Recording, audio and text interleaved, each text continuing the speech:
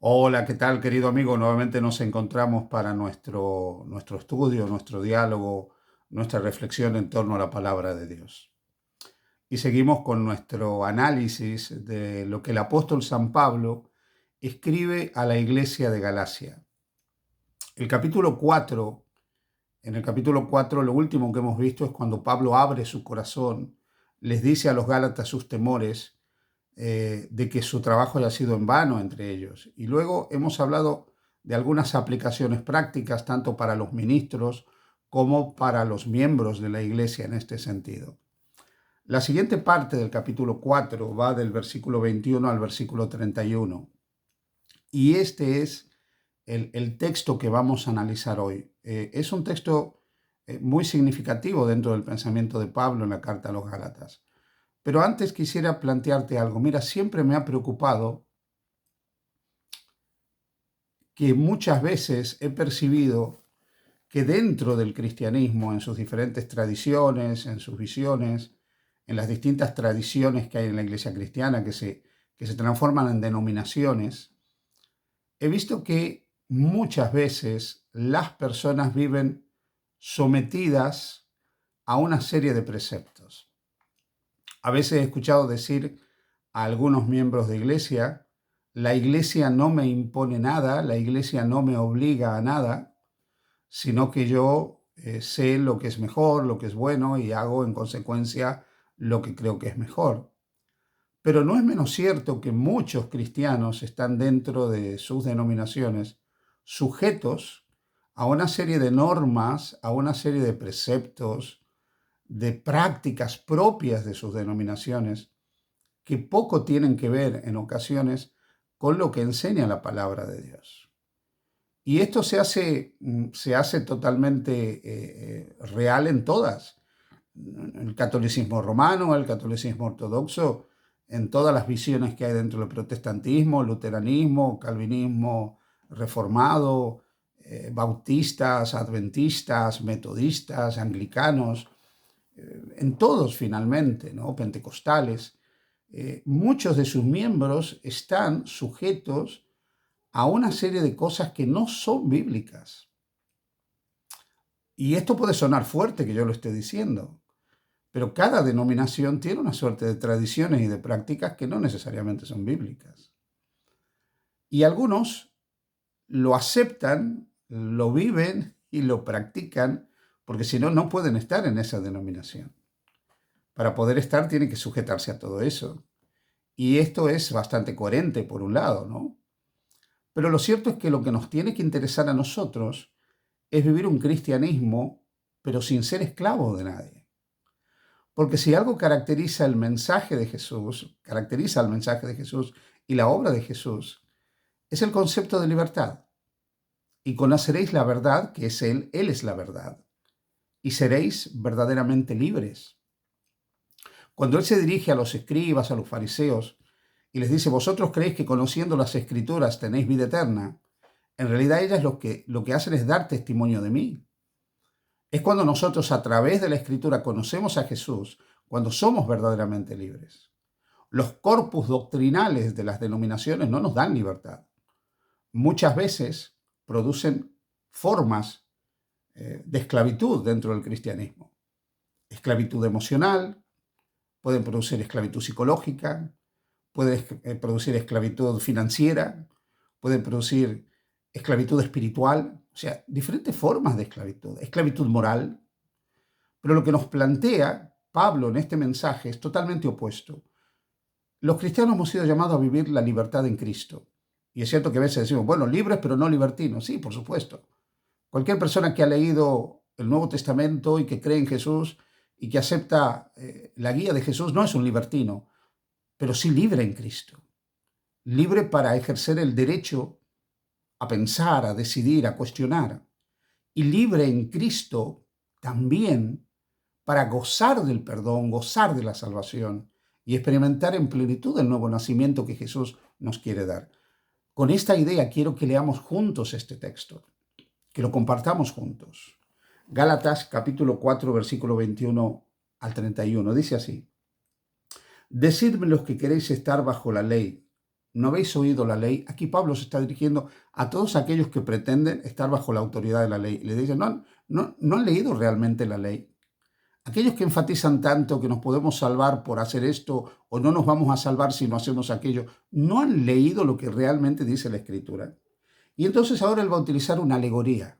Y dice lo siguiente, porque está escrito que Abraham tuvo dos hijos, uno de la esclava y otro de la libre, Sara y Agar, Agar y Sara.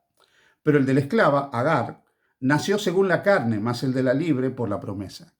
Evidentemente, la decisión de Abraham, junto con Sara, de ayudar a Dios en el cumplimiento de su promesa, trajo el hijo según la carne. No era el hijo de la promesa. Y dice a continuación, lo cual es una alegoría, pues estas mujeres son los dos pactos. El uno proviene del monte Sinaí, el monte Sinaí, donde fueron dados los 10 mandamientos. El monte Sinaí, donde Moisés recibió también todas las instrucciones referente a los sacrificios, al santuario, etc. El monte Sinaí. El monte Sinaí que representa el pacto que Dios hace con el pueblo de Israel. Ese pacto que ellos se comprometen a obedecer íntegramente y entran en un pacto de salvación por obra, no porque Dios pretendía que se salvaran por obra, sino porque ellos eligen ese camino. Y dice a continuación, el cual da hijos para esclavitud. Este es Agar.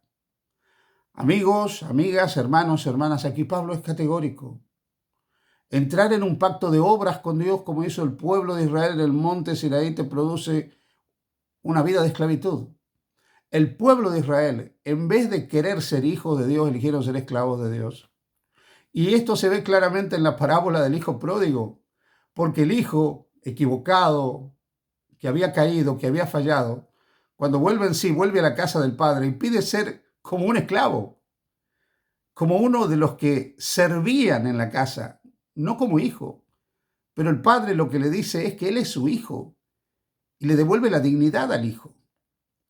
Entonces, si yo quiero vivir bajo un sistema de salvación por obras, cumplir determinados ritos y tradiciones, o sujetarme a mi denominación para que no me tachen de rebelde o me echen de mi denominación, yo estoy en esclavitud, porque al único al que tengo que estar sujeto verdaderamente es a Cristo.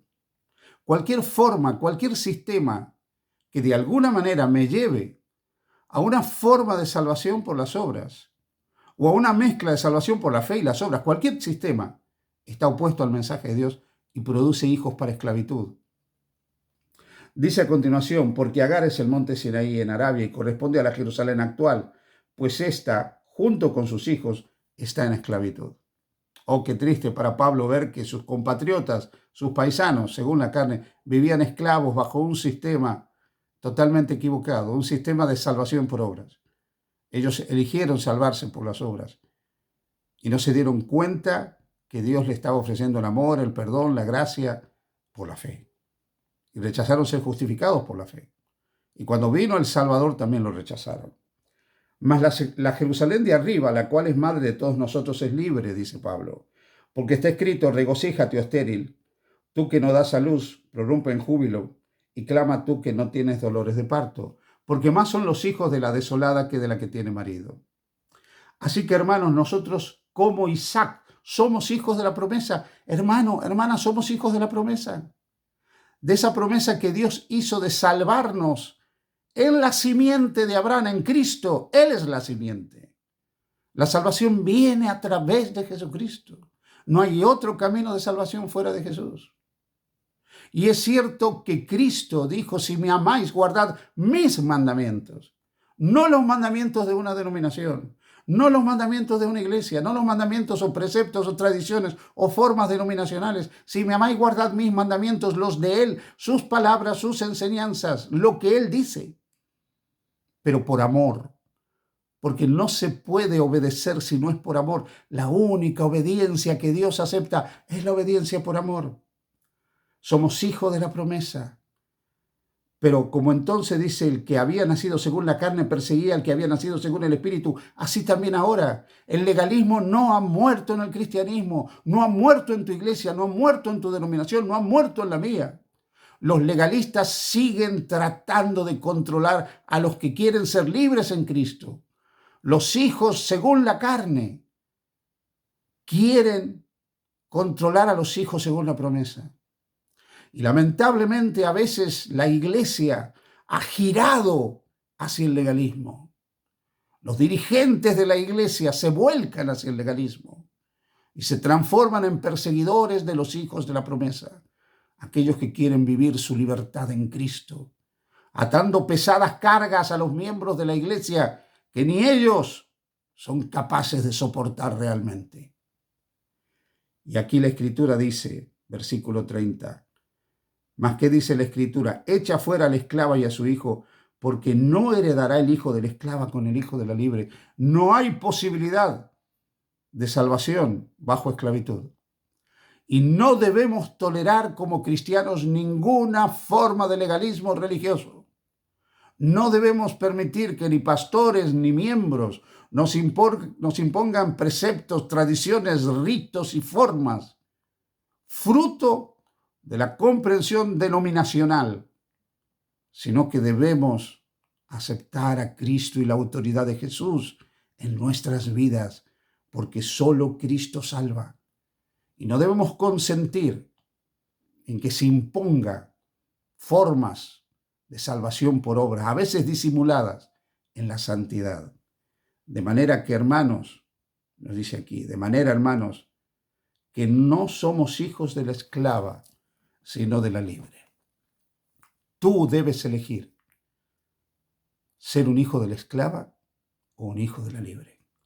Tú debes elegir sujetarte a Cristo o sujetarte a una iglesia. Te invito a sujetarte a Jesús. Solo entonces serás y seré verdaderamente libre. Que el Señor te bendiga. Feliz día junto a Jesús.